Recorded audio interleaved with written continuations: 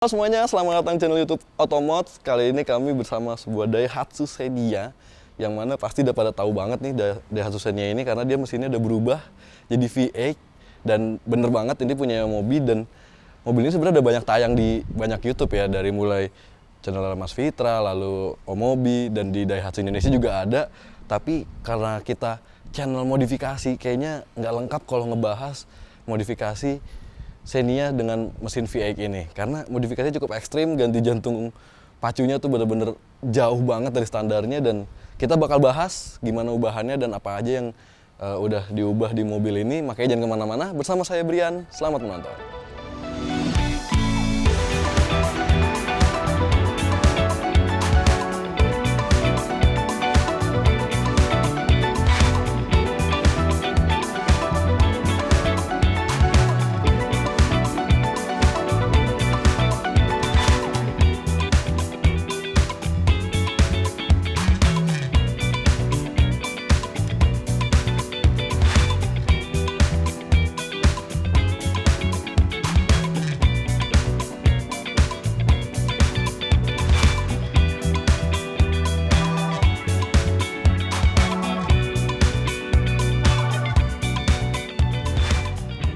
Sekarang udah ada Om Mobinya di sini. Apa kabar Om? Baik. Apa kabar? Nah, kita bahas Xenia V8-nya ini pertama kan karena dia ada mesinnya ya utamanya ya. Mesinnya?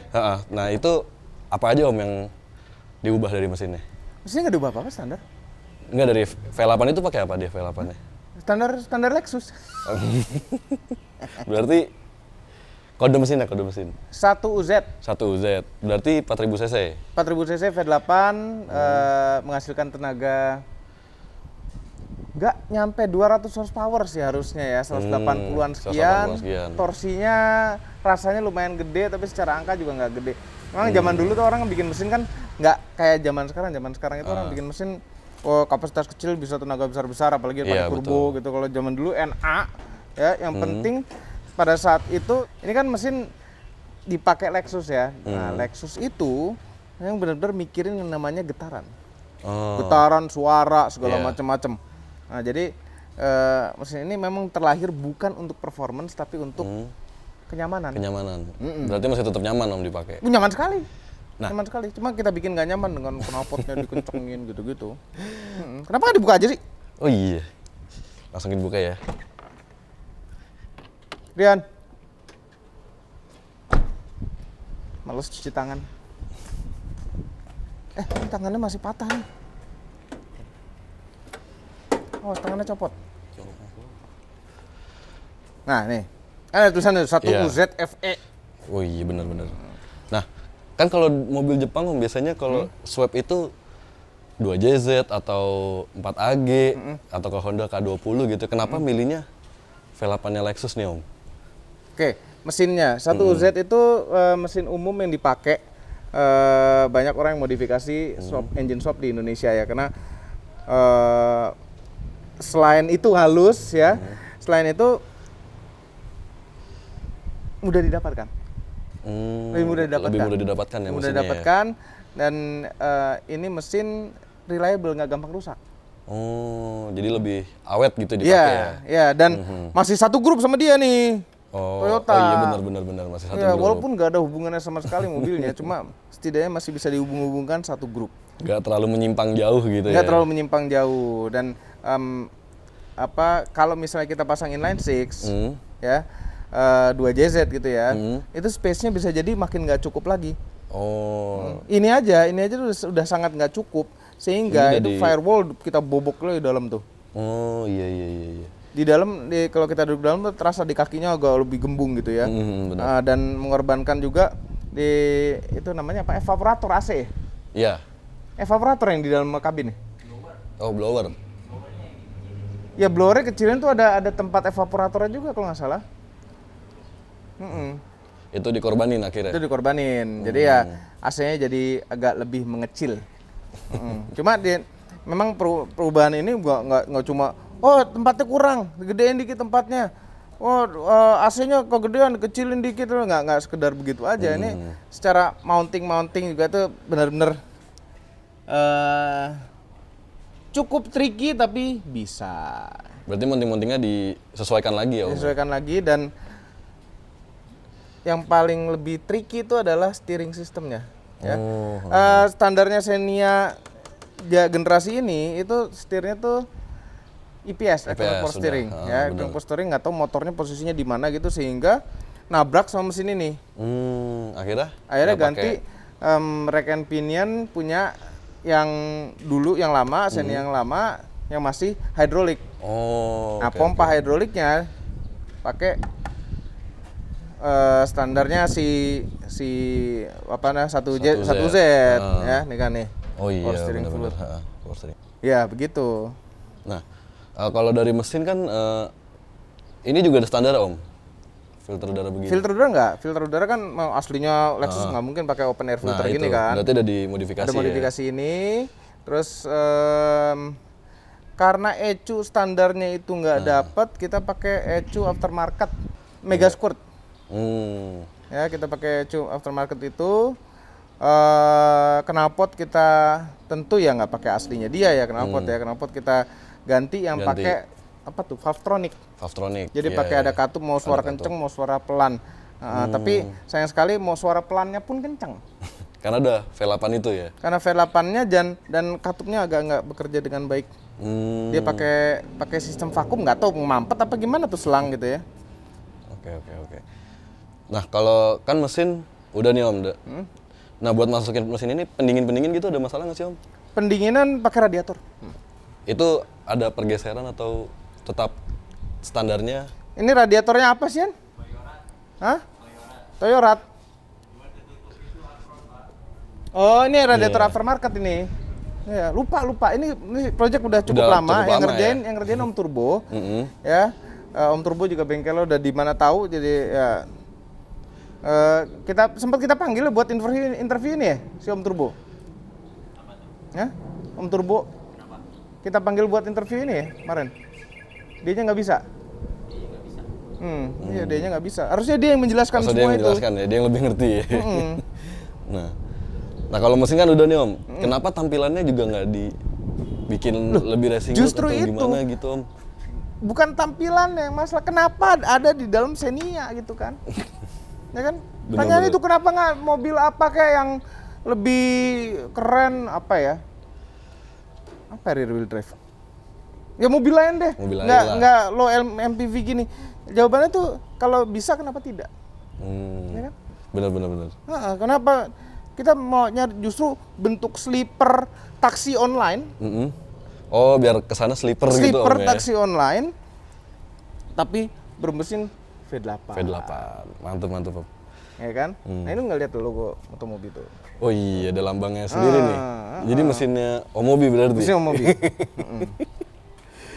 Itu, terus lampu nih kita dikasih sama Om Yong. Tuh Yong motornya gede banget tuh di depan. Udah berubah ya dari standarnya? Udah berubah dari standarnya. Jadi agak buram gini. Kaki-kaki Om? Kaki depannya itu standar. Dia remnya diganti rem disc yang lebih besar. HRV. Oh iya, HRV. Rem depan HRV. Rem belakang itu pakai custom ya. Ya pokoknya belakang custom. Jadi ini suspensi depannya standar, suspensi belakangnya itu karena mengantisipasi torsi besar dari drivetrain-nya dari depan, itu gardannya pakai apa? Hilux ya kemarin ya? L200. Pakai L200. L200 kan pasti lebih kuat lah, mobil diesel dan mobil kerja gitu ya. Terus tentu kaki-kakinya semua kita ubah, arm-armnya itu kita ganti pakai pinion ball. Belakang tuh full pinion ball. Jadi kalau misalnya udah lama nggak diminyakin, klonteng-klonteng. Di belakang sini. Betul. Suspensinya Om, belakang katanya udah berubah? Itu, pakai pinion ball. Pakai motor katanya Om? Apanya? Suspensi belakang. Suspensi belakang, shock breaker. Shock breaker ya. Shock breaker itu coil over jadi satu. Ternyata cocoknya pakai motor. Jadi pakai suspensi motor. Suspensi motor. Ada angled gitu. Kelihatan kok jelas di belakang. Nah, kan udah nih Om, mesin kaki-kaki. Kalau di interior Om? Interior standar. Interior masih standar. Interior standar. Ya jok standarnya. Terus nah, ini nih. Nih instrumen cluster. Ini clusternya karena klaster utamanya itu tidak bisa dicopot. Kalau misalnya klaster utama dicopot, semua urusan kelistrikan mobil, lampu depan apa dan lain-lain itu pada nggak nyala. Pada nggak nyala ya, karena sudah modern gitu ya. Terus akhirnya ini tetap dipasang ya, untuk RPM dan lain-lainnya, RPM dan speedometer kita pakai ini. Ya, ini punya motor. Punya motor. Iya tuh mereknya Koso. Koso ya. Speedometer motor Murah yang dipakai lagi. ini. Murah sekali. Lumayan Om. Kalau buat anak motor mah. Masa? Iya. Buat mobil ini murah sekali. Buat mobil murah sekali emang. Tapi sayangnya kayaknya ini didesain untuk 2 silinder. Sementara ini 8 gitu. Jadi ngaco. Oh, angkanya yang keluar nggak sesuai Ngaco. ya? Ini RPM-nya itu aduh berapa persen kita udah hitung tuh.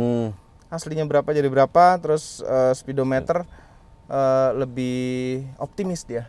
Lebih optimis. Jadi kita lari 20 dia 60 gitu, terus kalau kita lebih gede ya daripada seharusnya. total lari 300 gitu.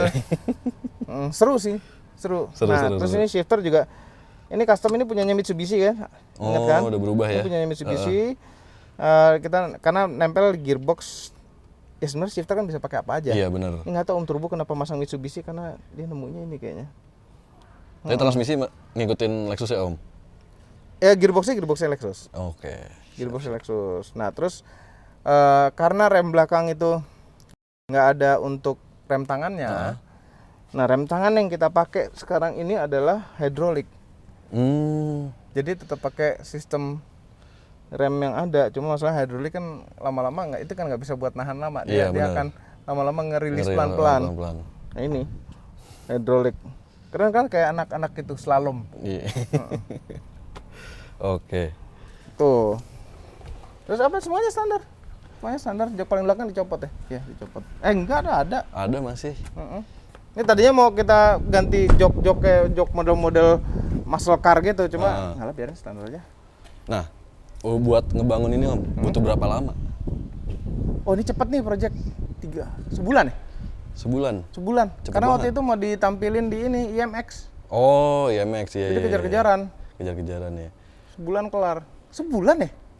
Itu videonya detailnya ada, bukan di channel Motomobi, bukan di channel Mobi, tapi di channel Daihatsu. Sahabatku. Nah itu bisa ditonton tuh nanti tuh langsung ke channel Daihatsu. Yeah. Nah, kalau tadi kan pengerjaan durasinya udah. Kalau secara biayanya Om? Biayanya itu yang paling nggak inget. Paling nggak inget ya? Paling nggak inget. Kayaknya udah seharga Xenia-nya sih ya. Hampir harga Xenia-nya, iya. Ini Xenia baru loh, buka kardus loh. Brand new. Ya, mesinnya kan masih mesin lamanya mana ya? Itu masih mulus banget tuh. Kilometer nggak nyampe 100 kali itu mesin barunya. 60 kilometer mesin barunya. Iya, gokil. Oke, gue coba boleh ya mobilnya? Iya boleh. Cuma hati-hati setirnya ya. Setirnya karena ini ubahan. Ya, jadi gini, setirnya itu arahnya tuh udah agak aneh gitu ya. Karena arahnya agak aneh, jadi rasio putarannya agak aneh. Agak aneh juga. Oke. Siap. Oke, makasih Om. Ya, thank you. Sayang, coba silakan, hati-hati. Remnya sih oke. Cuma agak dalam dikit ya. Iya. Terus apa lagi ya? Udah semuanya sih ya? bagus. Power steering kan udah di humble. Nah ini nih ban belakang kan belang nih. Oh iya. Ya, ban belakang belang. Waktu itu pakai ban mahal padahal ya. Ke ban mahal, terus di burn out, pecah. Robek tuh. Ban belakang di burn out. Terlalu gede mungkin tenaganya Om. Nggak tahu ya. Nggak tahu bannya yang salah ini apa salah bikin apa gimana. Nggak mungkin burn out begitu doang kok. Oke. Harusnya paling botak doang. Siap. Ya, oke, hati-hati. Jangan kaget kalau kecepatan tahu-tahu lari 200. Oke, sekarang kita cobain dulu yuk mobilnya yuk. Silakan. Tapi jangan jauh-jauh ya, ini udah nggak sehemat Xenia biasanya. Oh, oke. Jadi sekitar Bekasi Timur sini aja. Ya. Siap. Kalau tapi lucunya ini tetap jauh lebih hemat dibanding dengan Cherokee. Oh, konsumsi bahan bakar ya? Hemat, ya? Pernah berapa Om konsumsi 1,7. 1,7? Tapi 1,7 di tol ya, 718. Enggak, 1,9 ya? 77. 1,718 di tol. Dalam kota paling 1,6 kali 1,5. Tapi pernah trouble nggak? Ntar saya pakai trouble lagi. Trouble telepon aja. Telepon aja. Nanti kita doain. Siap. Hati-hati. Siap, makasih Om. Thank you.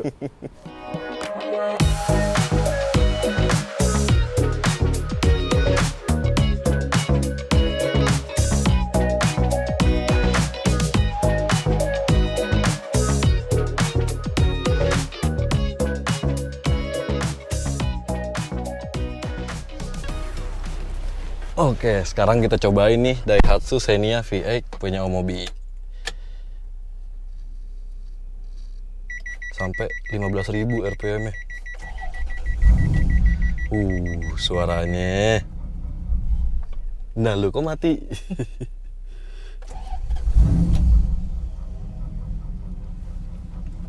Tadi digas terus mati. Coba gas lagi. Tuh kan? Takutnya nih bensinnya bener-bener habis nih. Soalnya emang bensinnya habis. Jadi harus ngisi dulu sambil kita tes. Sekarang kita coba jalan. Masuk ke D.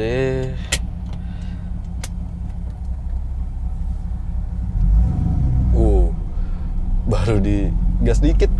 Dah lumayan suaranya ya. Ini belok sini kan? Waduh, setirnya agak-agak ngeri nih.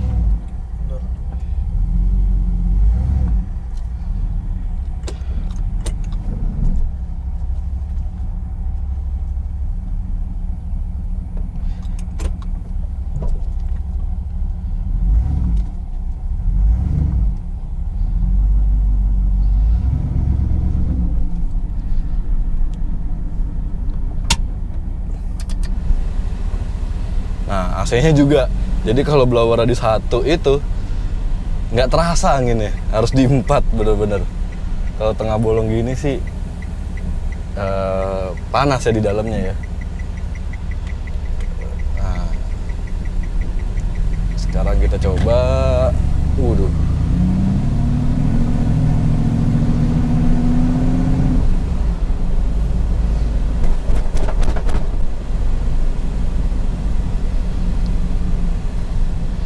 Suaranya tuh emang bener-bener menggelagar banget ya, khas banget V8, V8.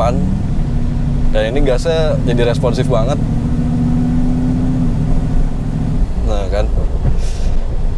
Sementara kaki-kakinya terasa cukup keras. Keriting dikit tadi jalannya, padahal tuh udah lumayan geredukannya. Kalau dari posisi duduk sih sebenarnya masih mirip lah ya, naik-naik Avanza nih. Tegak banget. Rebah banget. Nah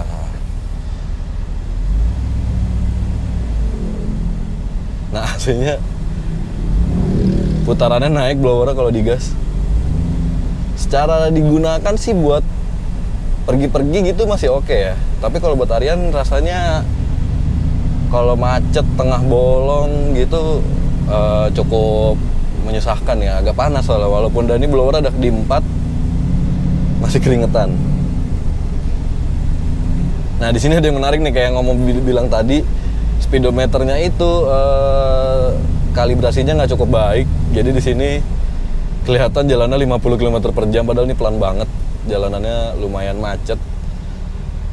Jadi kalau nggak salah itu dia dikali 2. Jadi misalnya dia nunjukin 50 km per jam, maksudnya tuh kita jalan 25 km per jam. Sementara kalau RPM-nya itu ya juga sama, dia putarannya terlihat lebih tinggi gitu di speedometer, padahal belum nyampe segitu putaran mesinnya. Nah yang harus hati-hati itu bener-bener setirnya, karena agak-agak nggak sinkron ya. Kadang udah dibelokin dia masih belum terasa belok. Nah nih padahal udah lumayan banyak belokinnya, tapi mobilnya masih lurus manteng ke depan. Tapi kalau udah denger suara V8-nya ini, apalagi nih knalpotnya juga udah racing, tuh bener-bener sensasinya berbeda. Udah kayak nggak naik Daihatsu Xenia lagi. Nah ini ada yang menarik, karena kita lagi ngantri ngisi bensin, jadi mobilnya diem, keadaannya idle, transmisinya di netral, dan getaran mesinnya itu terasa sampai ke bodi mobilnya. Jadi di dalam kabin tuh kita kayak kanan kiri gitu dikit ya. Katanya videographer sih bikin mual, kalau saya sih belum. Dan ini emang sensasi V8-nya bahkan lagi berhenti pun kerasa gitu ya. Ternyata nih, kan masuk pom bensin itu agak nanjak ya, jadi ngantrinya panjang, ada beberapa mobil di depan, dan kita butuh rem tangan biar kaki nggak capek kan. Ternyata rem tangan ya pas ditarik itu berat banget nih. Tuh, bener-bener biasanya kan ada jeda enteng dikit, makin ke atas makin berat. Ini bener-bener dari bawah itu udah berat tarikannya. Dan kalau diperhatiin di bawah rem tangan ini ada 2 selang rem TDR nih. Ini selang rem motor sebenarnya nih. Jadi bener-bener dia sistemnya hidrolik ini rem tangannya.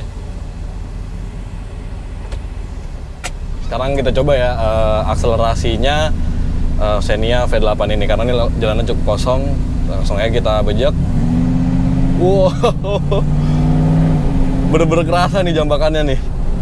Nah, karena walaupun tadi pengeremannya udah di-upgrade ya, ada yang belakang di custom, yang depan pakai punya HRV, tapi begitu diinjak pedal remnya tuh agak dalam, dia baru berasa ke ke pompa hidroliknya. Jadi bener-bener harus prepare-nya agak jauh ya. Jadi misalnya kita biasa berhenti buat ngerem itu dari jarak berapa, ini harus bener-bener siapin agak jauh dikit gitu ya, karena takutnya belum terbiasa. Apalagi saya yang baru pertama kali ini bawa Daihatsu Xenia V8 ini.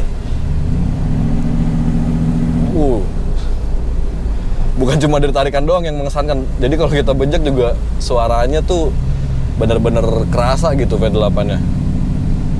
Mantap sih.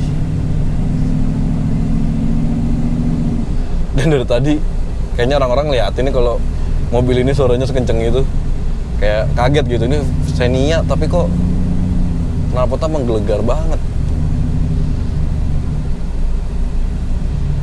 Apalagi bentuknya sleeper kan, bener-bener bodinya standar, dan ini kaca aja bening banget nih. Nah, di sini nih speedometernya menunjukkan kecepatan 90 km per jam. Padahal kalau bisa dilihat sendiri ya dari kamera ya, gambar di sini pasti nggak sekenceng itu gitu. Tapi di sini ini udah lagi 79, 80, 84. Padahal ini pelan banget, bener-bener pelan karena jalannya juga kecil ya, dan lagi rame. Jadi bener-bener kita nggak nyobain performanya, tapi speedometernya ini menarik banget, hampir 100. Bener-bener ajaib nih mobilnya.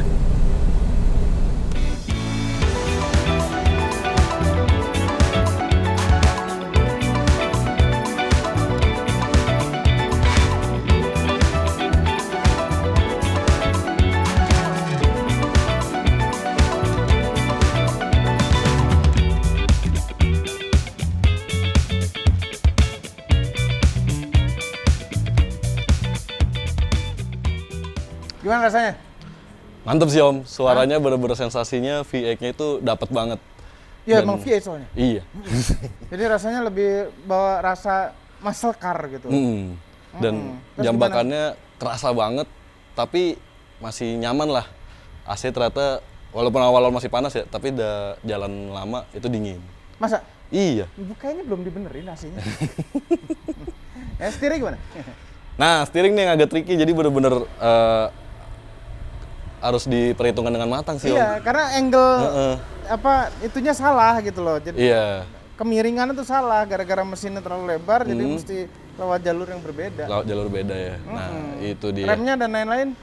Rem agak dalam, tapi begitu udah respon itu langsung ngerem. Bisa ngerem kan. Mantep sih. Orang-orang tuh ngeliatin tuh, suara Nah, itu. ya kan? Apa tuh? Menggelegar banget begitu dibejek. Iya, nah itu tadi kenapa tadi buka ya? Udah. Nah. Asik kan? Asik. Jadi kenapa di Xenia, kenapa tidak? Nah, itu. Kalau bisa kenapa tidak? Ternyata bisa. Ternyata bisa.